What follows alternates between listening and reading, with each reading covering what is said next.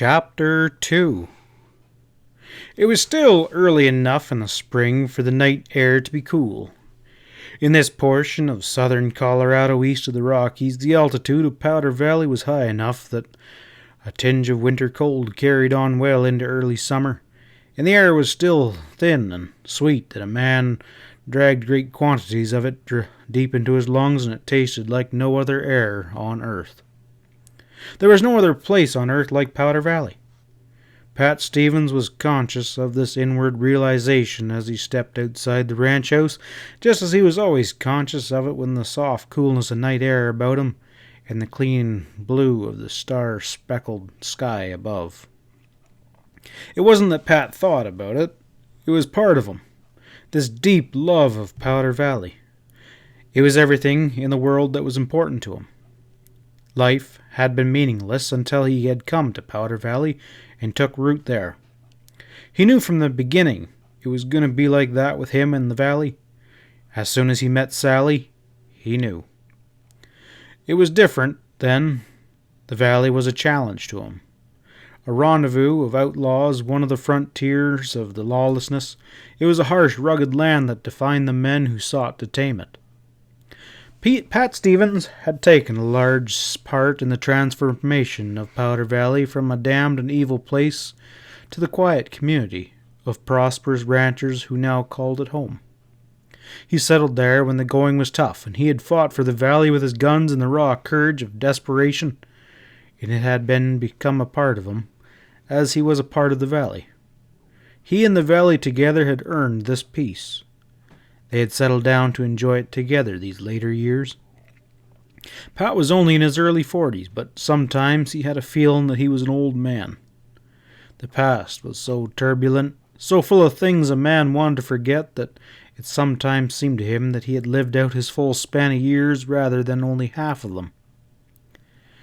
When he felt like that, it was good to sense the tranquility of the even flow of life here in the valley now as contrasted with those hard and dangerous years that had gone before.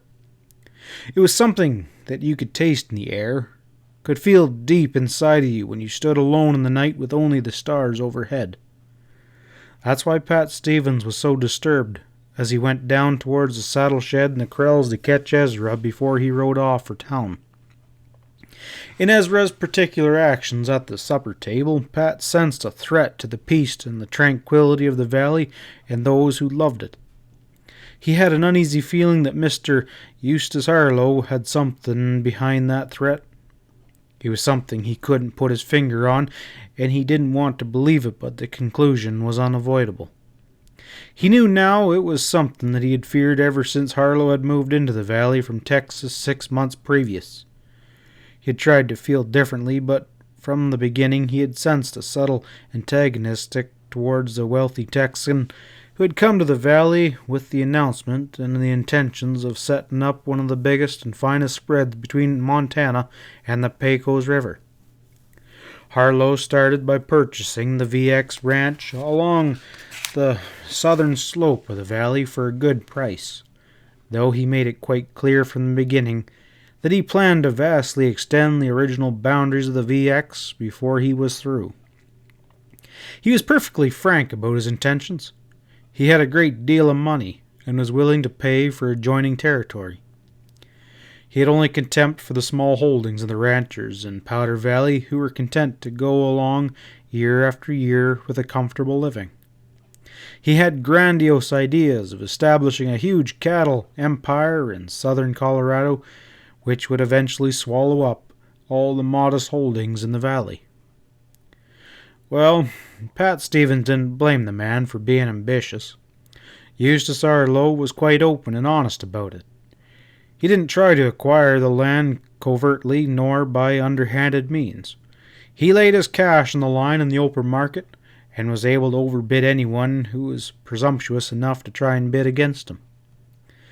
He was also quite free with his money in the matter of making loans, and therein Pat Stevens and a few more intelligent ranchers saw Arlo's real danger towards the valley.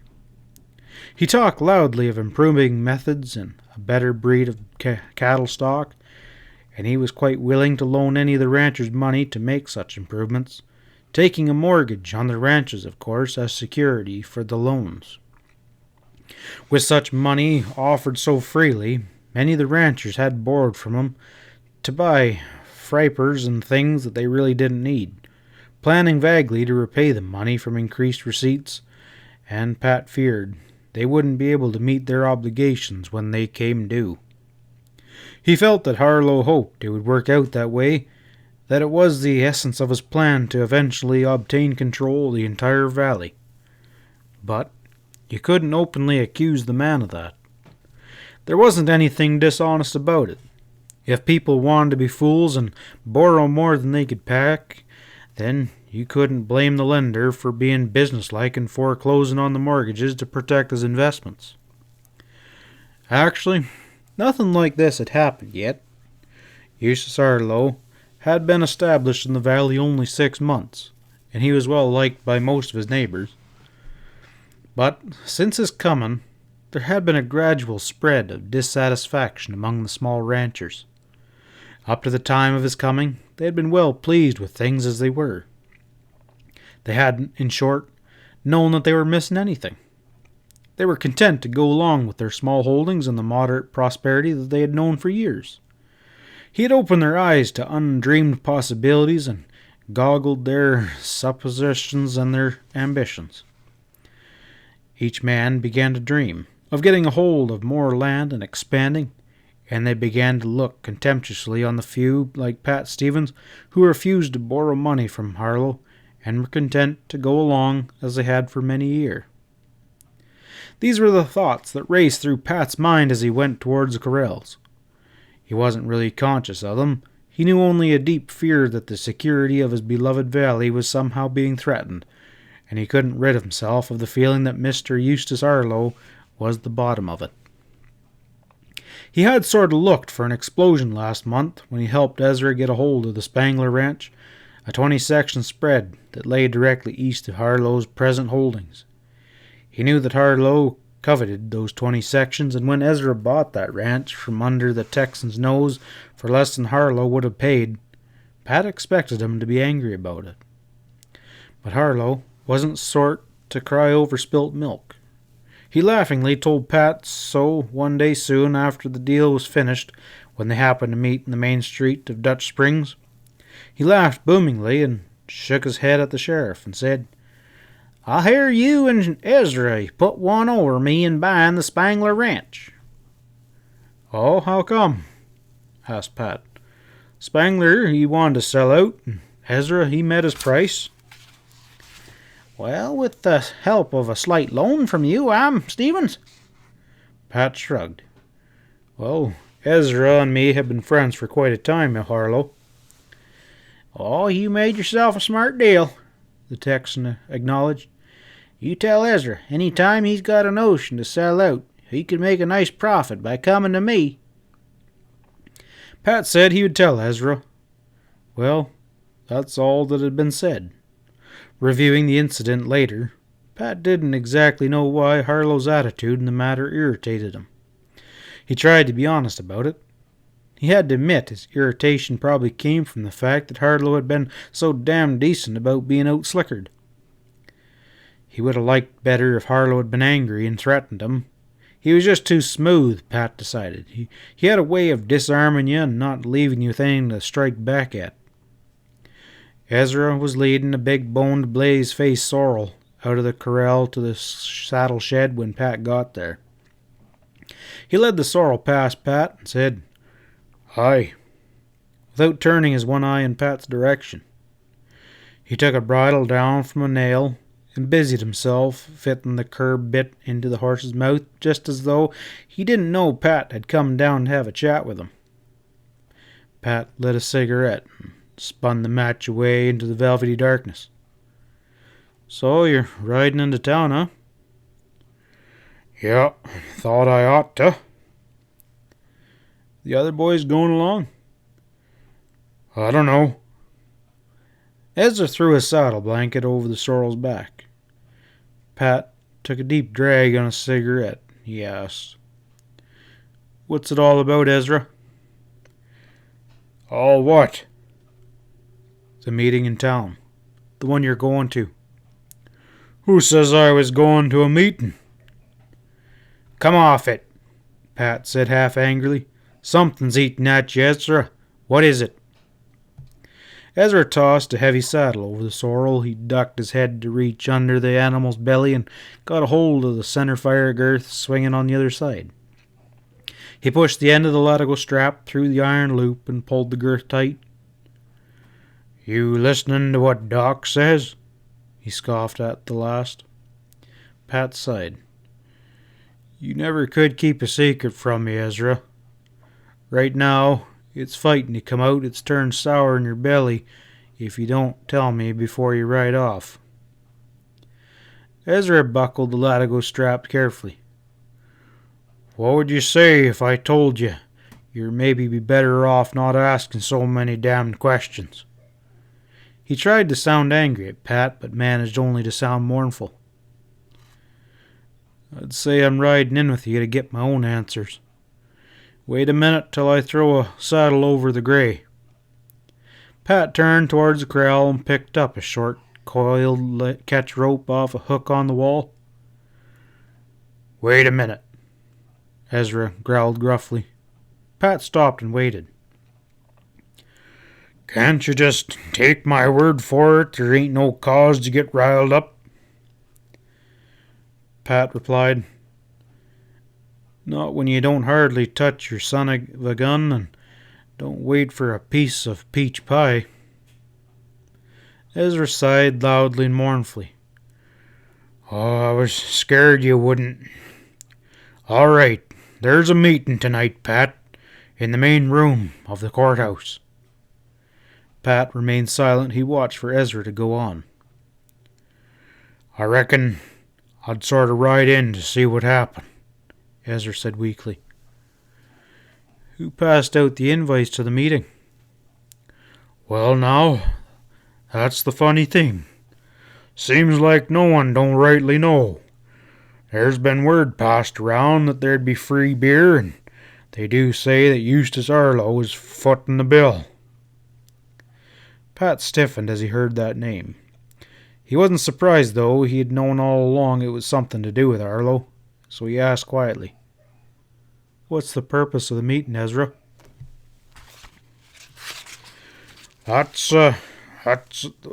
I don't want to tell you. Well, I figured that, Pat said angrily. What is it? Well, I've heard some talk about maybe it was time we was letting a new sheriff here in the valley, Ezra admitted unhappily. I don't know for sure what the meeting's about tonight, but that'd be my guess. That's why I reckon you oughtn't to come. Why not? Pat's voice was bleak. Looks to me like I'm sort of the interested party. Don't you do it, Pat, Ezra begged him. Me and Sam and some of the other boys figure on sitting in. We'll see that you get a square deal. Ezra shrugged his shoulders slowly. He turned away without another word and started back to the ranch house. Ezra stared after him, shaking his shaggy red head worriedly. Danged if you could tell about Pat Stevens. Now, Ezra would have thought Pat would have been mad as a wet hen when he learned how some of his neighbors were meeting to vote on taking the sheriff's badge away from him. That's why Ezra didn't want him to go. He was afraid Pat would kick up some rumpus and there'd be some shooting. Instead of that, Pat was walking off with his tail betwixt his legs. It sure was hard to figure him out. Ezra sighed and swung into the saddle. He rode to the bunkhouse and called out gruffly, You yahoos ready to ride? As Pete came to the door. We got our horses saddled and tied to the fence. Didn't want the boss to catch us riding off. He won't catch you, Ezra grunted. Hit the saddle and let's ride. Pat'll need all the friends he's got in town tonight. Sally was clearing up the supper dishes when Pat walked back to the front door. She whirled to look at him with startled eyes and then smiled when she saw the quiet look that had driven the grimness from his face. Everything all right? She guessed happily. Oh, Pat, I was so afraid when you went out looking like that. What were you afraid of? Oh, I don't know, she confessed miserably. After the way Ezra acted, what is it about the meeting? Oh, nothing much. Some of the boys are getting together to sop up some beer.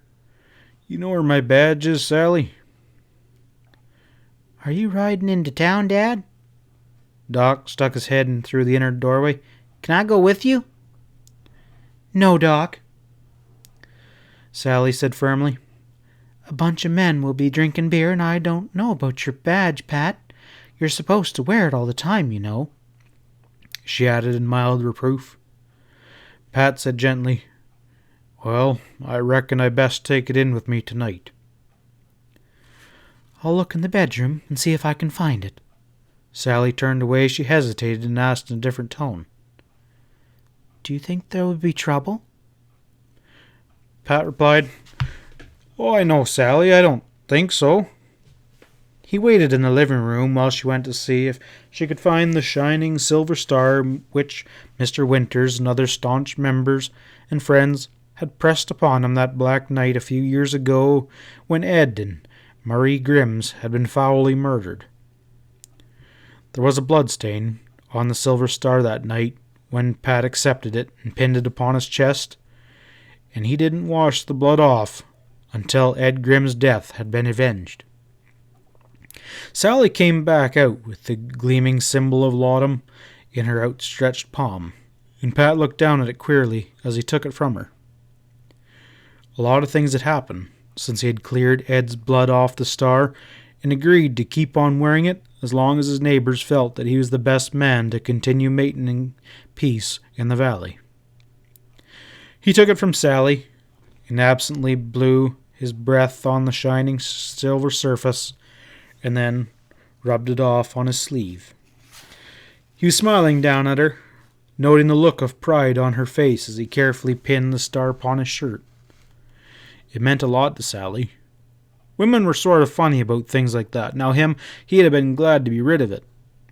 He had never felt quite right about being a lawman.